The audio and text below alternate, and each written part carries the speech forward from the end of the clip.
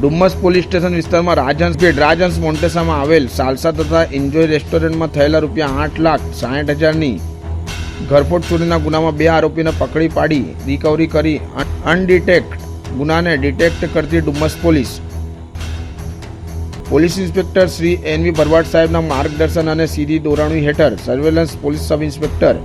BL Tiwari સાહેબનાઓની જરૂરી સૂચના હેઠળ સર્વેલન્સ સ્ટાફના માણસો હેડ કોન્સ્ટેબલ અનિલભાઈ હિલાલભાઈ, પોલીસ કોન્સ્ટેબલ પૃથ્વીરાજસિંહ પ્રતાપસિંહ તથા જયદીપભાઈ કાળુભાઈ નાઓના સીસીટીવી સર્વેલન્સ તથા ટેકનિકલ એનાલિસિસ દ્વારા પ્રવેગ beach resort Ghoghla beach Diu ખાતેથી આરોપી અર્જુનનાથ શંભુનાથ યોગી રહે પ્રવેગ beach રિસોર્ટના staff ક્વાર્ટર્સમાં Ghoghla beach Diu મૂળ રહે ઘોઘારા ચાંદની કંચનપુર ઉત્તરાખંડ નેપાળ બોર્ડર નેપાળનાઓને પકડી પાડવામાં આવેલ